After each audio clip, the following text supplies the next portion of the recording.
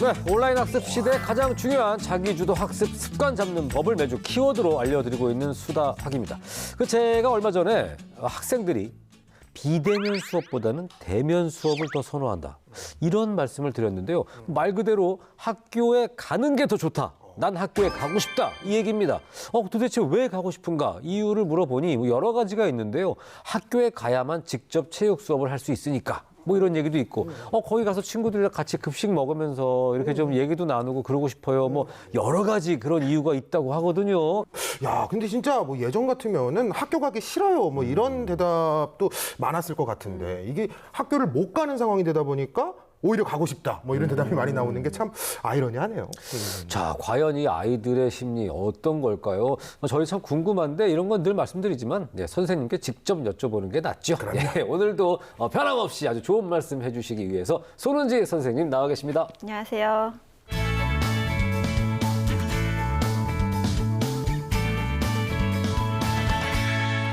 네, 이 필글씨 얘기처럼 글쎄요.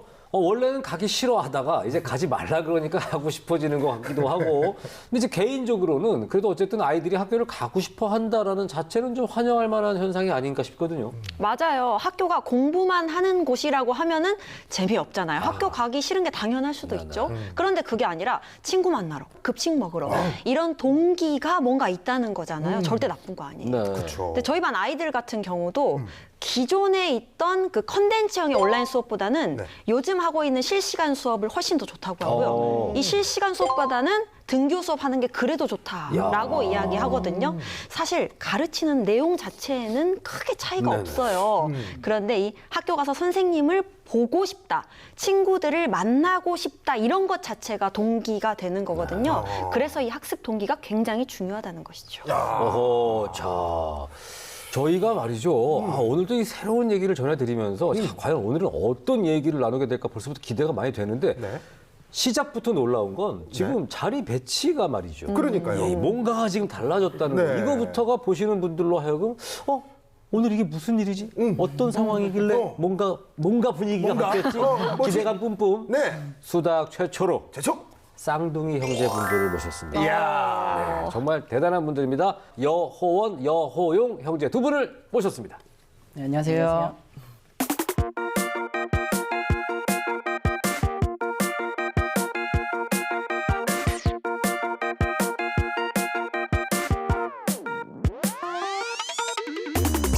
네, 두 분 그 수다학 최초라고 제가 말씀을 드렸는데 쌍둥이 두 분이 동시에 전문가이기도 사실 쉽지가 않습니다. 그러게요. 그 10년 전 기사 내용을 그대로 한번 읽어드리면 네네. 이승기 닮은 훈남 쌍둥이 사교육 없이 S대 동시 합격 화제. 네, 일단 우선 그 이승기님 팬분들에게는 저희가 먼저 사죄 말씀을 드리고 좋은 상당히 욕을 많이 먹었는데 그래도 사교육 없이 이제 서울대 간 거는 사실입니다. 저희가 그동안 공부했던 경험들 오늘 많이 풀어내고 가도록 하겠습니다. 기대가 됩니다. 일단은 보통 쌍둥이 분들을 만나게 되면은 그런 거 물어보잖아요. 둘이 텔레파시 통하냐? 아프면 같이 아픈 거 맞냐? 한 명 아프면 같이 아프냐? 이런 것도 물어보고요. 둘이 또 누가 더 공부 잘하냐? 이런 것도 어른들은 많이 물어보실 것 같은데요. 그러게요. 여러 가지 좀 다양하게 궁금합니다. 근데 그 진짜 단골 질문이 텔레파시 이거 진짜 많이 물어보거든요. 그러니까. 근데 일단 그런 거는 없고요. 근데 그래도 저희가 DNA가 완전 똑같다 보니까 그 성향은 되게 비슷해왔던 것 같아요. 그렇죠. 어렸을 때부터 둘 다 활동적이어서 축구, 팽이치기, 딱지치기 이런 거 많이 했었거든요. 그래서 나가서 그 친구들 불러서 그런 거 놀고 이런 거 좋아했고 또 하고 싶은 일도 비슷해서 둘 다 지금 이제 교육 분야에서 같이 일을 하고 있습니다. 이야. 공부는 제가 어렸을 땐 조금 더 잘하지 않았나 생각을 합니다. 그거는 본인 생각이고요. 그래요? 이야. 야, 사실 공부는 이게 점수로 정확히 나오는 그러니까요. 문제라서. 둘 다 100점이었을 수도 있죠. 그렇죠. 그러다가 누가 한 문제 틀리고 그러면 이제 놀리는 거죠. 우리와는 전혀 비교되지 않는 상황인데요. 상상도 할 수 없는 일이죠. 누가 더 많이 먹었냐면 그렇죠. 모를까. 그거는 제가 자신 있죠. 그렇습니다. 참 재밌는 시간이 될 것 같은데, 자, 가장 중요한 우리 수다학에서는 요즘 이제 키워드를 통해서 많은 것들을 알려드리고 있기 때문에 오늘 가장 중요한 키워드 과연 어떤 키워드가 될까요? 네, 온라인 학습 시대에 꼭 키워줘야 할 것은 바로 학습 동기입니다. 학습 동기. 동기. 어떻게 보면 제일 중요한 거잖아요. 그렇죠. 네, 공부를 하고 싶게끔 만드는 어떤 맞습니다, 힘, 맞습니다. 왜 해야 하는가? 예. 맞습니다. 그 학습 동기라는 것은 공부가 재미있어지고 끈기와 학습 습관을 갖춰나가는 원동력이 되는 것이니까 정말 중요하다고 할 수 있는데요. 저희 같은 경우는 저에게 3살 많은 형이 있었어요. 근데 그 형이 어렸을 때부터 공부도 되게 잘했고 또 고등학교, 대학교도 좋은 곳들 갔거든요. 형의 그런 모습을 보면서 우리도 형이 간 고등학교 뭐 따라가야지 이런 생각을 하면서 공부 열심히 해야겠다 이랬던 적이 있었습니다. 그리고 저 같은 경우는 저희 같이 형제잖아요. 근데 가령 뭐 수학 경시대회 같은 걸 봤는데 이제 얘는만 상을 받고 저는 못 받고 또 이랬던 적도 있었어요. 동기가 되지. 네, 그럴 때 이제 또 괜히 자존심 상하잖아요. 그럼요. 그런 것 때문에 이제 열심히 하게 되기도 하고 네네네. 그러다가 이제 그 다음번에 또 제가 더 잘하기도 하고 이런 게 또 열심히 공부하는 이유가 됐었던 것도 야, 있어요. 뒤에 그 말은 꼭 붙이시네요. 내가 더 잘하기도 하고. 잘하는 것도 있었다. 예, 항상 밀렸던 것은 아니다. 팩트 체크 가능. 팩트 체크. 네. 중요하죠. 그런 말을 굳이 하는 것을 보면 누가 더 잘했는지 아실 수 있어요. 오늘 무슨 저는 뭐. 가만히 있습니다. 야, 이거 뭐 저희 가만히 앉아서. 재밌는데요? 굿이나 보고 떡이나 먹는다. 네, 그 학습 동기라는 게 사실 거창한 것이 아니라 그 학생들마다 성향이나 이제 상황이 다 다르게 있잖아요. 네. 그 각자 상황에 맞는 다양한 학습 동기들이 이제 존재할 수 있다고 생각을 해요. 그래서 그 동기들만 잘 찾아준다고 하면은 네네. 모든 아이들이 학습 동기를 키울 수 있다고 저는 그렇게 생각합니다. 네. 그래서 저희 오늘 강연으로는 수학을 이제 학습 동기를 가지고 재밌게 할 수 있는 방법에 대해서 얘기해보고자 합니다. 네. 전 너무 궁금한 게. 네네. 두 분이 오셨는데 강연은 그럼 누가 하시는 겁니까? 아니 저희가 사실 가위바위보를 했는데요. 네. 이 친구가 져서 오늘 이 친구가 강연을 하기로. 가위바위보요? 처음 듣는 가위바위보와 수학의 연관성은 어떻게 됩니까? 네, 정확하게 이제 확률이 같기 때문에 세상에서 가장 공정한 이제 게임이라고 할 수 있어요. 가위바위보도 수학입니다. 그러네요. 경우의 수죠. 예. 좋은 결과인지 모르겠습니다만 아무튼 가위바위보 결과에 의해서 우리 여호원 선생님께서 오늘 좋은 강연을 함께 해주실 거고요. 모두 다 TV 앞으로 다 모여주시기 바랍니다. 지금부터 강연 출발하겠습니다.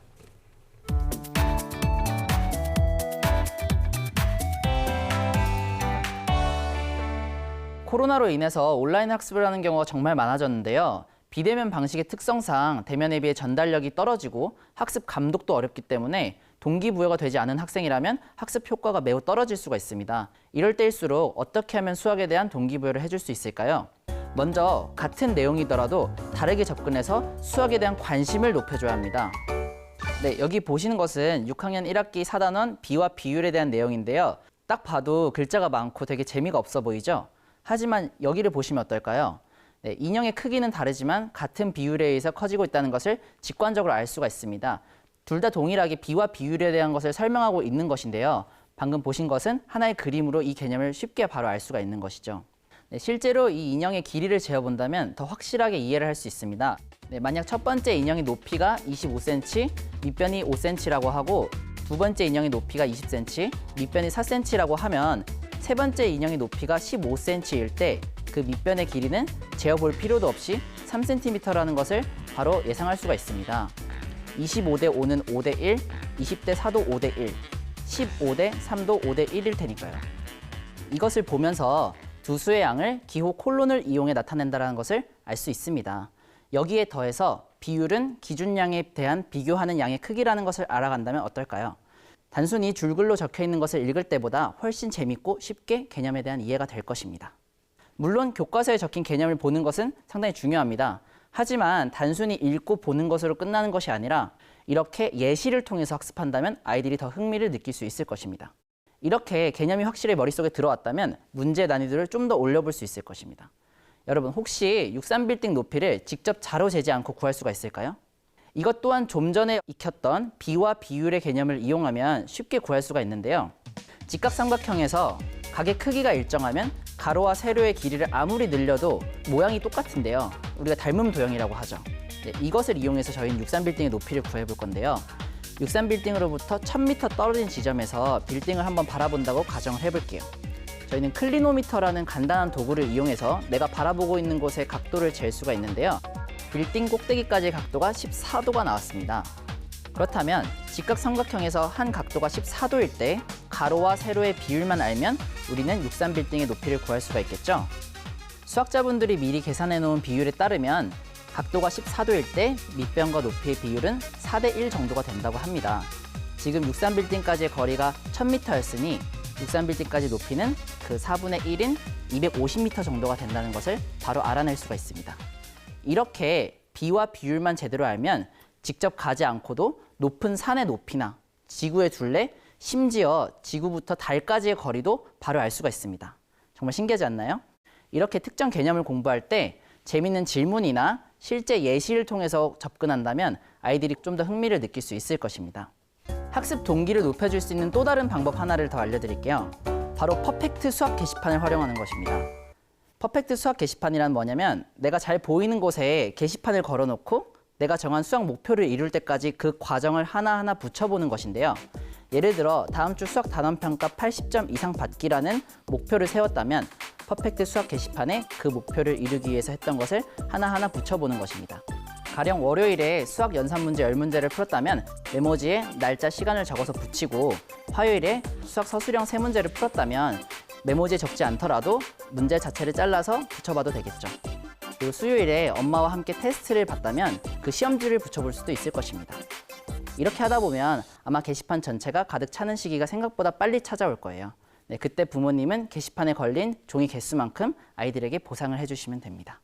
만약 문구점에서 꼭 사고 싶은 게 있는 아이라면 부모님이 색종이를 오려 문구점 상품권을 만든 다음에 상품권을 하나씩 나눠주는 방법도 괜찮을 것 같습니다. 그 상품권이 얼마 모였을 때는 진짜 현금으로 바꿔줘서 아이가 원하는 것을 사주게 한다면 이걸 얻기 위해서라도 아이들이 정말 열심히 하지 않을까요? 실제 비슷한 방법으로 게시판을 활용해 본 적이 있었는데요. 아이들이 게시판에 자기 시험지를 하나라도 더 걸기 위해서 열심히 노력하더라고요. 단순히 보상을 받기 위함도 있겠지만 자신의 시험지가 하나 더 걸리는 것을 매우 자랑스럽게 여기는 것을 볼 수 있었습니다. 이렇듯 결과에 대한 보상이 아닌 과정에 대한 보상과 흥미로운 질문으로 수학 개념에 다가간다면 아이들 학습 동기는 더욱더 높아질 수 있을 것이라 생각합니다.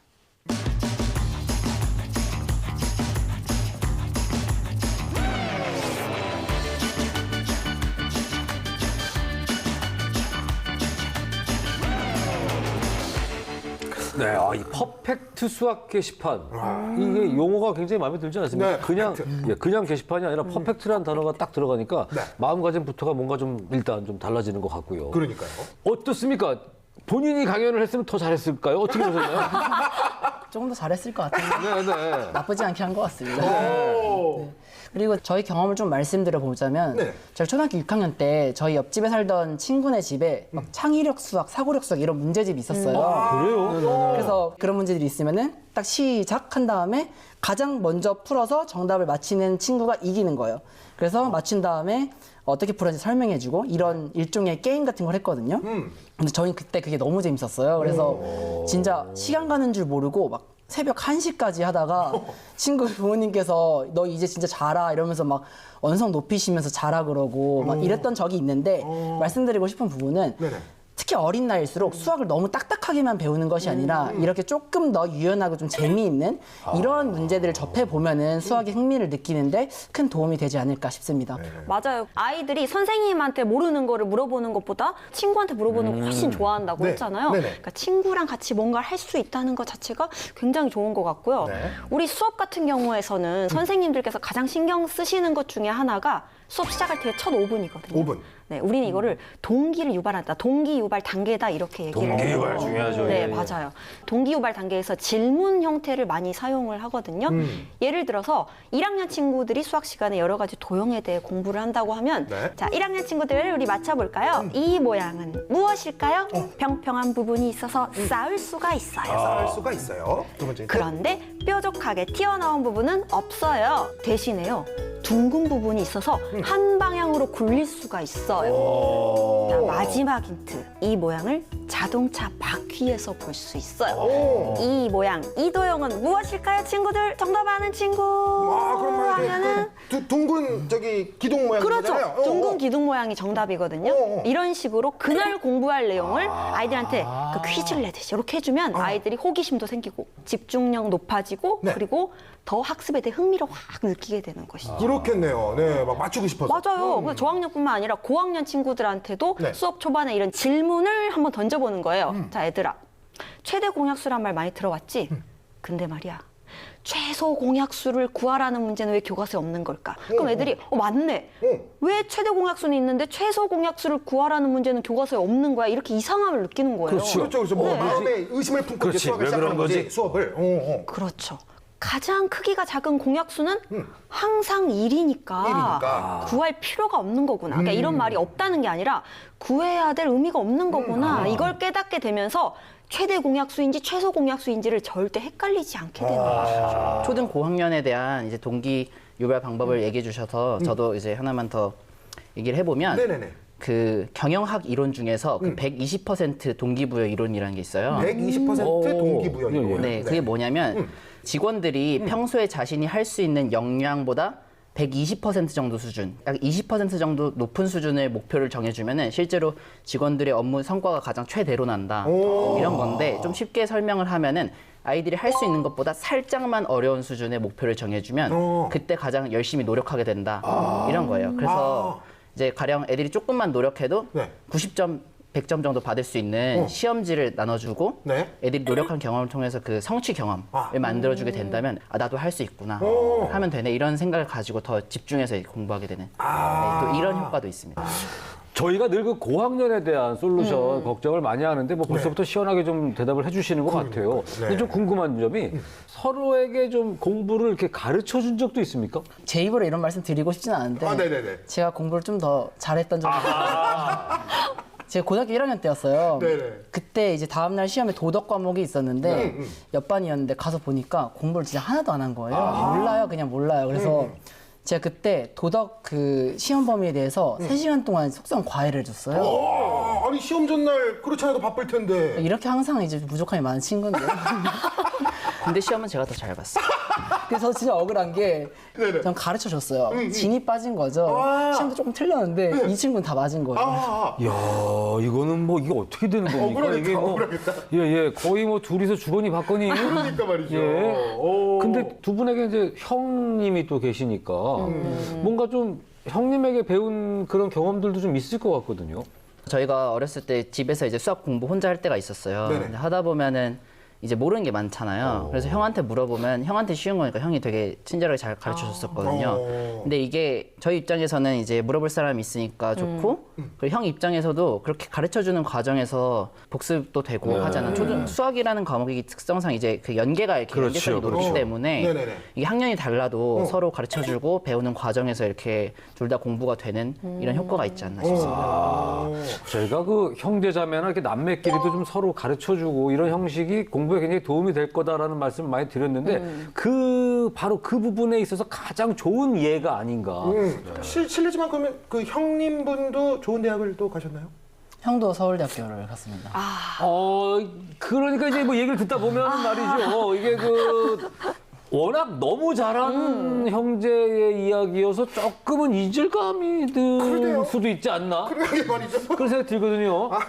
절대 그런 것만은 아닌 게 저희도 어떻게 보면 되게 시련을 많이 겪었었거든요. 좀 그래도 공감될 만한 사례 하나 말씀드리면은 네네. 제가 중학교 3학년 2학기 때 사춘기가 왔었어요. 그래서 그리고 고등학교 입시를 했는데 고등학교 합격도 하고 사춘기도 오고 맞물려가지고 공부를 진짜 거의 손에서 놨어요. 오 진짜요? 근데 그렇게 한 학기 하고 겨울방학 때까지 공부를 안 하다 보니까 1학년 때 올라가서 공부가 정말 안 되는 거예요.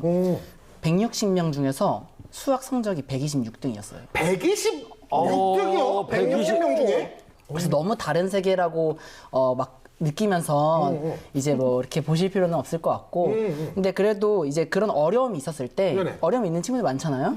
그래서 제가 이제 결론적으로 말씀드리면은 3학년 1학기 때는 네. 전교 1등을 했습니다. 아니 그걸 어떻게 어떤 방법이 있었나요 또? 그래서 그거를 이제 어떻게 보면은 좀 어려움 극복했던 방법에 대해서 좀 팁을 드리고 싶은데요. 네네네. 첫 번째는 전 동아리를 만들었어요. 동아리요? 동아리요? 제가 만들었던 동아리는 특이한 게 수학 못하는 학생들이 모인 동아리였어요. 신기한데요? 우리 같으면 그러면 서로 위로하고 괜찮아야 수학 인생의 전부냐고. 예. 수학 못해도 돼? 뭐 이런 얘기나 하고 있을 텐데 말이죠.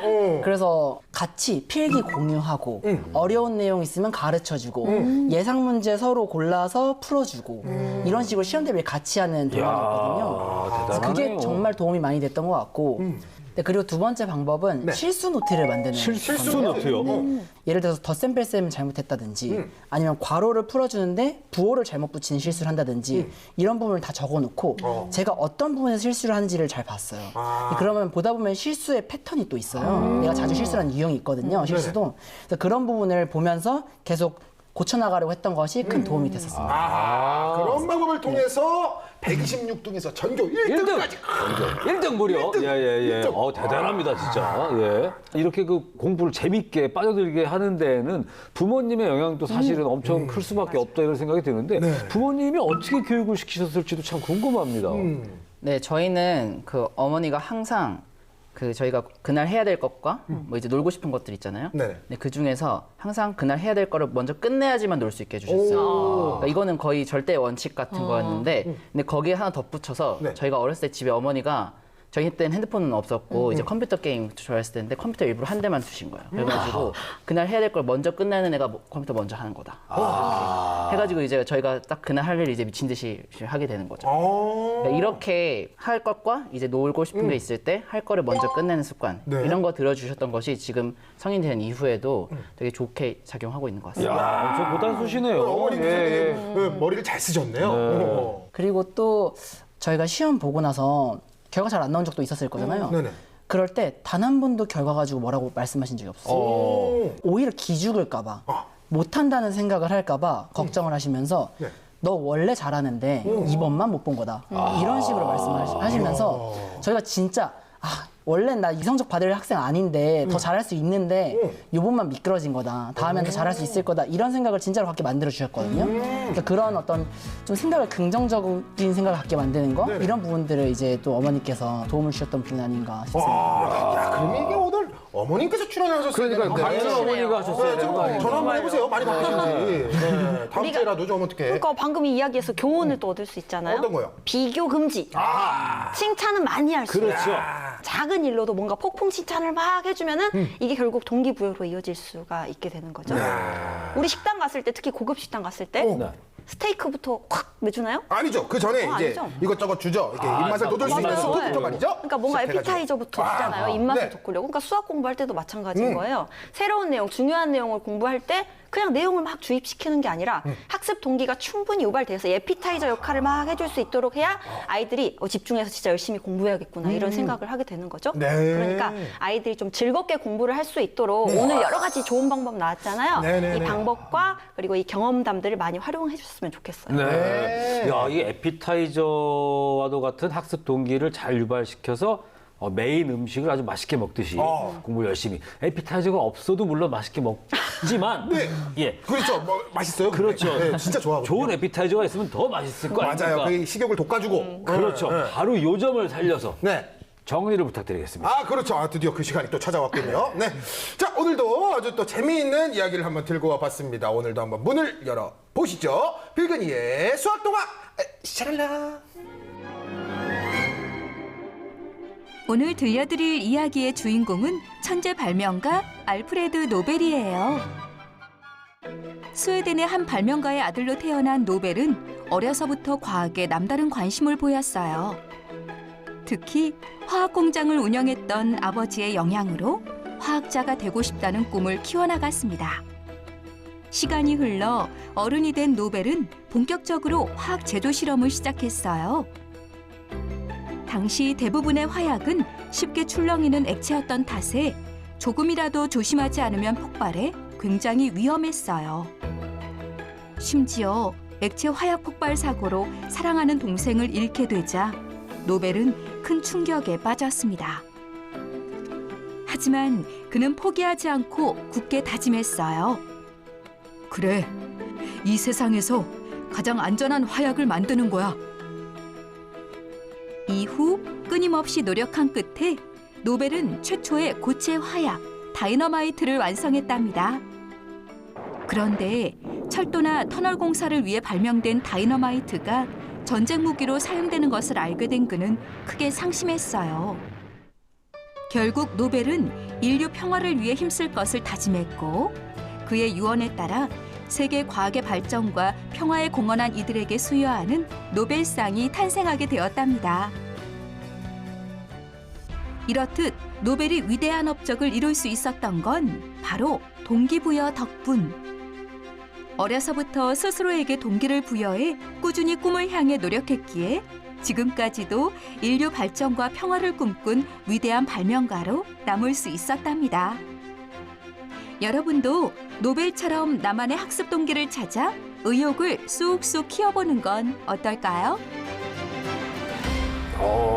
노벨이요. 야, 노벨상의 그 노벨. 그렇죠. 노벨 평화상 할 때. 네네. 노벨. 저도 이번에 이렇게 또 이렇게 찾아보면서 알게 됐는데, 대단하신 분이더라고요. 네. 네, 동화에서 본 것처럼 인류의 복지에 기여하겠다는 그 노벨의 굳은 결심이 지금까지도 사람들한테 영향을 미치고 있는 거잖아요. 그렇죠. 그런 것처럼 우리 친구들도 노벨처럼 항상 큰 꿈을 가지고 난 어떤 사람이 되고 싶다 이런 생각을 하면서 공부를 해보면 좋을 것 같아요. 네. 맞아요. 또 그런 생각들이 또 되게 강한 학습 동기로 이어질 수 있는 거거든요. 네. 그래서 어린 아이들이 그런 어떤 좀 멋진 꿈을 가지기를 좀 기원해 봅니다. 네. 야, 정말 오늘 우리 두 분의 선생님을 보면서 단지 뭐 S대 갔다고 해서 그냥 열심히 공부만 한다고 해서 되는 게 아니다. 네, 문제집 많이 풀고 뭐 공부 시간 하루에 막 10시간씩 공부해서 이런 게 아니구나라는 거를 재미있게 공부했던 것이 바로 그 힘이 아니었나 이런 생각을 해봅니다. 네. 그리고 그 학습 동기를 키워나가는 데는 뭐 선생님도 물론 중요하고 친구들의 영향도 중요하지만 우리 부모님들의 역할이 또 얼마나 중요한지 오늘 얘기 들으면서 많이 느끼셨을 거라고 생각합니다. 아이들이 자신감 뿜뿜 할 수 있도록 옆에서 많은 응원과 격려를 해주셨으면 좋겠습니다. 오늘 정말 너무너무 좋은 말씀 해주신 여호원 선생님, 여호영 선생님, 그리고 손은지 선생님, 혜근 씨 너무너무 감사드리고요. 저희는 다음 이 시간에 더욱더 풍성한 수학 이야기 들고 찾아오도록 하겠습니다. 고맙습니다.